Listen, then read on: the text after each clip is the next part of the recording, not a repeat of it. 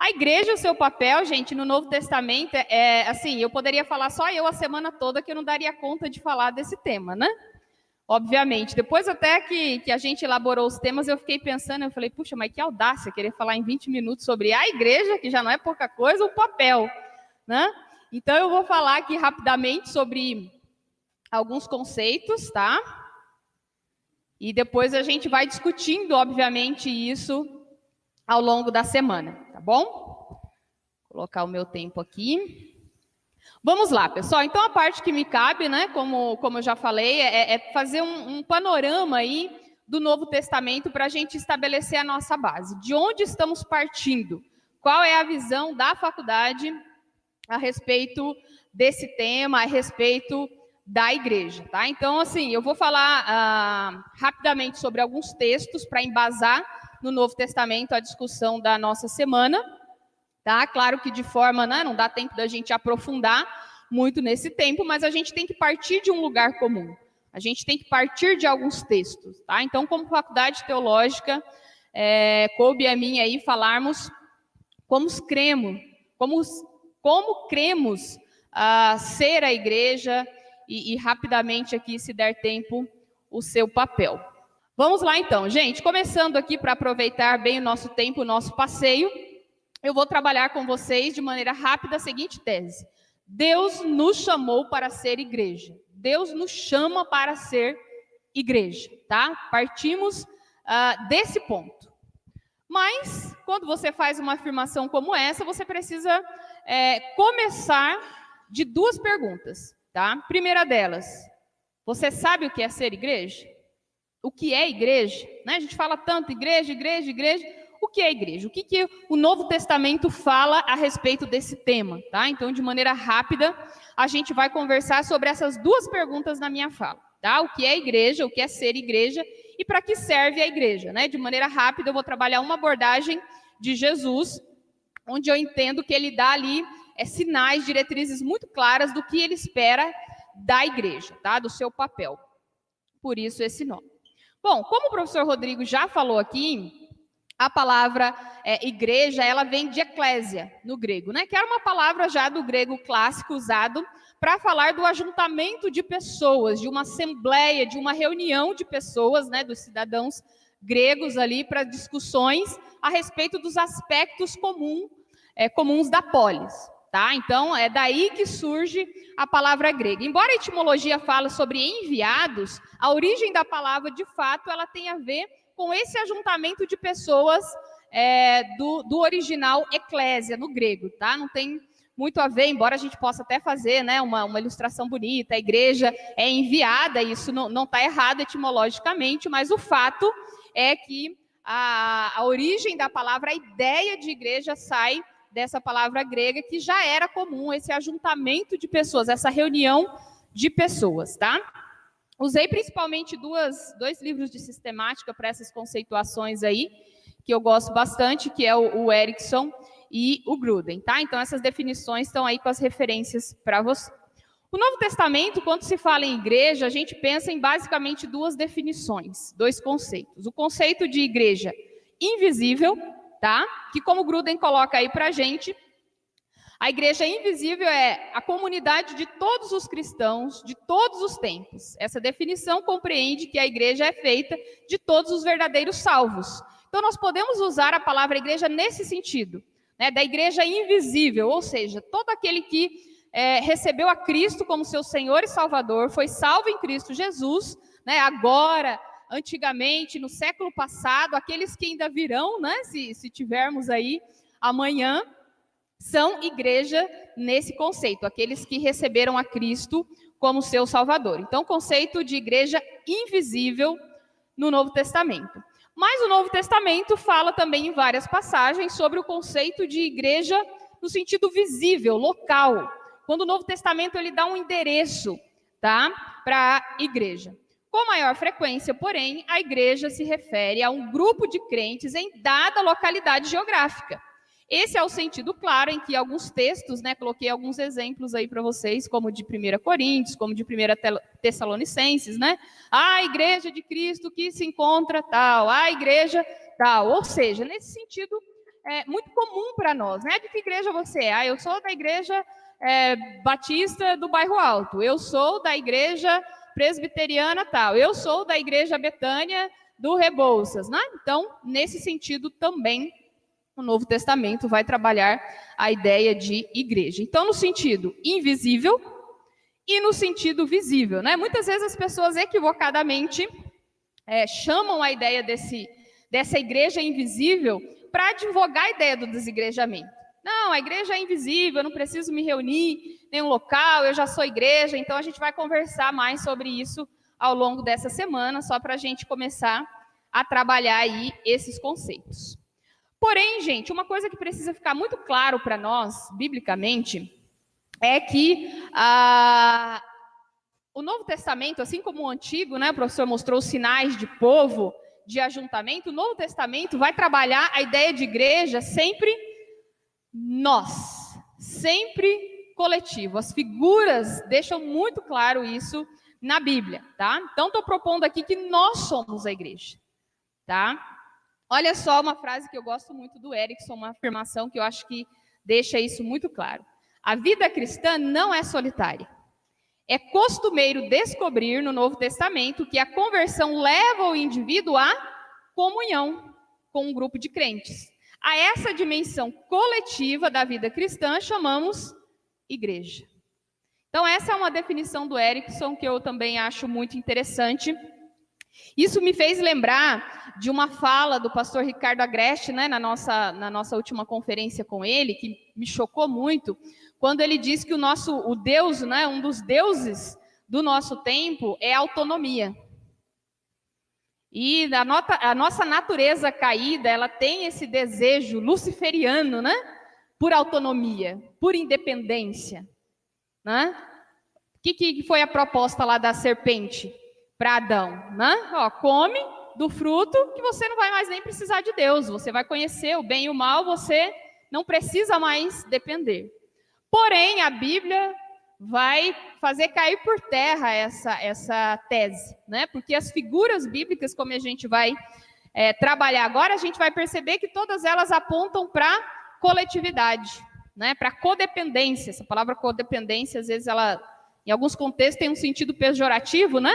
Mas não é isso que eu estou falando aqui. Codependência no sentido de dependermos uns dos outros. Igreja tem dependência. Igreja é feito para cooperação, né? Por isso que ela é coletiva. E a gente vai perceber isso muito claramente, gente, nas figuras que o Novo Testamento traz para falar de igreja, tá? Então, essa ideia de que, essa tese, né, que está se formando por aí, não, eu sou a igreja, Deus habita em mim, logo eu não preciso, né? Eu posso ser igreja sozinho, eu posso ser igreja individualmente, né? Eu não preciso desse coletivo, eu tenho autonomia como igreja.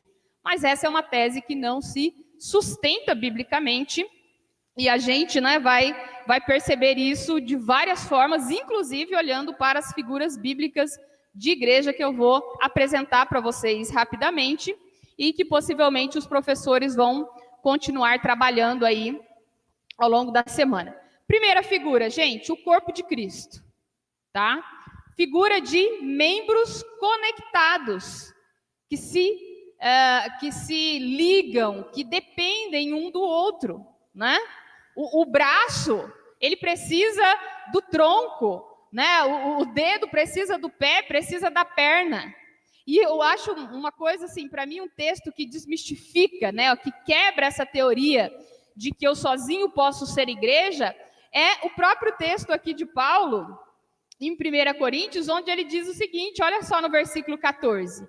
Porque também o corpo não é um só membro, mas muitos. Tá? O dedo sozinho, gente, ele não é corpo. Ele é membro, ele é dedo. Ele só é corpo quando ele está conectado aos demais membros, unidos, cooperando, né? Então, Paulo ele faz questão de deixar isso muito claro, a figura do corpo.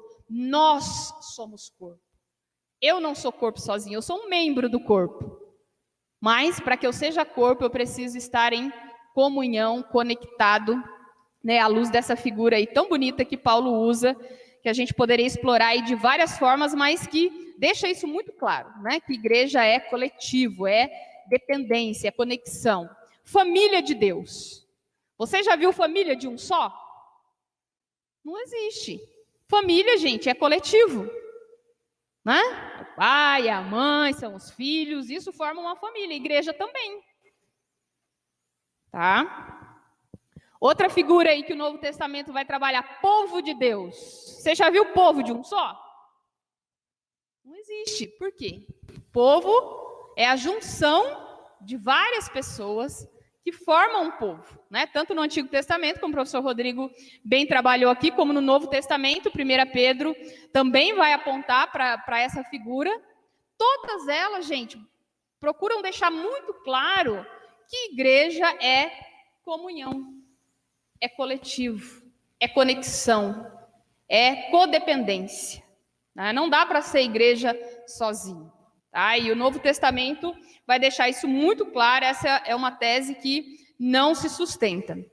Uma outra figura e orientação bíblica, né, que vocês conhecem bem, já ouviram, mas que deixa isso muito claro, é a ideia do edifício. Nós somos edifício. Como que se faz o edifício? A casa espiritual de Deus. Né? E o texto ainda diz que Jesus é a pedra angular, ou seja, é a base, é o fundamento, é quem sustenta, e nós somos as pedras vivas, que vão se encaixando, se conectando, se juntando para formar esse edifício sobre Cristo. E por fim, né, biblicamente aí, para trabalhar essa questão bíblica, poderíamos trabalhar vários outros textos, mas um outro texto também que é muito claro, muito citado, até para a gente perceber que o tema do desigrejamento, ele não é algo novo. Ele já existia lá no tempo do Novo Testamento, ele já foi abordado lá em Hebreus 10, 25. A orientação é, não deixemos de reunirmos como igreja. Essa versão da NVI, a ARA, a atualizada, vai falar, não deixemos de congregar, né? Mas eu gosto muito dessa tradução que a NVI fez. Não deixemos de reunirmos como igreja, segundo o costume de alguns, tá vendo? Já havia esse costume lá. Mas encorajai-vos uns aos outros, ainda mais quando vocês veem que o dia se aproxima. Ou seja, a igreja é esse corpo que se encoraja, que se ajuda, que se sustenta, que se suporta, né? Isso é fundamental e não dá para ser igreja sem isso.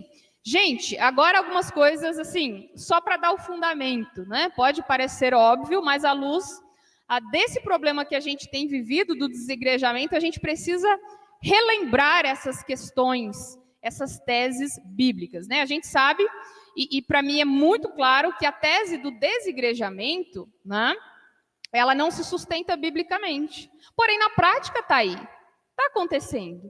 Existem muitas pessoas desigrejadas. E como que nós vamos fazer com isso? Né? Qual é o nosso papel? Como que nós vamos trazer essas pessoas, né? Como que nós vamos lidar com isso? É uma realidade, então ao longo da semana a gente vai ter várias abordagens, né? Pastor Fred ficou com a nossa parte pastoral de hoje à noite, né? Pastor Fred é o nosso poeta e nosso pastor aí, ele vai falar um pouco sobre esse papel de acolhimento da igreja, tá? Mas olha só, para a gente só relembrar algumas verdades. Primeiro, quem é o criador e dono da igreja, gente? O Novo Testamento deixa isso muito claro lá em Mateus 16, 18, como o professor Rodrigo já citou. Eu edificarei a minha igreja, e as portas do inferno não prevalecerão contra ela. As portas do inferno vão tentar, vão forçar, mas só não vão prevalecer porque o dono e protetor da igreja é o próprio Cristo, tá? Então, Jesus é o fundador da igreja. Olha só o que ele está falando, eu edificarei. Tá? De quem é a igreja, gente? De Jesus. O texto está deixando isso muito claro, né? A minha igreja, Jesus falando. Jesus é o dono da igreja. E por fim, Jesus é o protetor da igreja. Tá? Então, ele é o fundador, ele é o dono e ele é o protetor. Então, essa ideia de que igreja é coisa dos homens, é coisa humana. Gente, não, isso não existe. A Bíblia deixa muito claro que igreja é ideia de Deus, que ela foi fundada pelo próprio Cristo, tá? Essa ideia de nos reunirmos, nos fortalecermos, estarmos juntos, sermos corpo, essa é uma ideia muito boa para ser nossa, vamos ser sinceros, né? Isso é a ideia de Jesus, e o texto deixa muito claro. Para não restar dúvida, né, mais um texto aqui para reforçar essa tese. De quem é a igreja? Olha só o que esse texto está falando, lá em Atos 20 e 28. Cuidai, pois, né, falando para os líderes, cuidai, pois, de vós mesmos e de todo o rebanho sobre o qual o Espírito Santo vos constituiu bispos, para apacentardes a igreja de Deus. De quem que é a igreja, gente? A igreja é de Deus, tá? Que ele adquiriu pelo seu próprio sangue. Então, olha, essa pergunta aqui, por que a igreja é de Deus? Gente, porque ele comprou. Porque ele pagou por ela, ele é dono, ele deu o seu próprio sangue, a sua própria vida. Tá? Então, isso é muito sério. Essa ideia da igreja, esse tema, né, que a gente está trabalhando, esse problema do desegrejamento, é algo que a gente precisa pensar muito bem, orar sobre isso, porque essa é uma questão muito séria, tá? E aí, para finalizar aqui a minha fala, nos 4 minutinhos que me faltam, eu espero que eu tenha conseguido, assim, mesmo de maneira breve, deixar muito claro, né, que igreja somos nós, é coletivo, não é indivíduo, tá?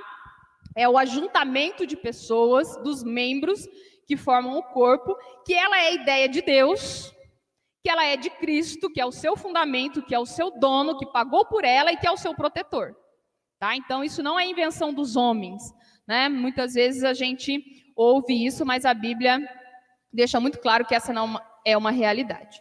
E para finalizar a minha fala, eu escolhi esse texto, onde o próprio Jesus, um texto bem conhecido aí, né? Quando Jesus ele chega no templo e ele se depara com aquela situação das pessoas fazendo ali um comércio. E o próprio professor Rodrigo trabalhou, né, como essa ideia do templo no Antigo Testamento, lugar, né, onde Deus habitava, o lugar da religião, né, do Israel, ela é conectada à figura da igreja no Novo Testamento, né, como esse novo povo, né, esse novo templo que agora não está em um único lugar, né, que somos nós quando nos reunimos, onde nós estamos ali juntos cultuando, somos igreja. Mas Jesus faz algumas afirmações que para mim deixam muito claro, a partir de Jesus, qual é o papel da igreja, tá?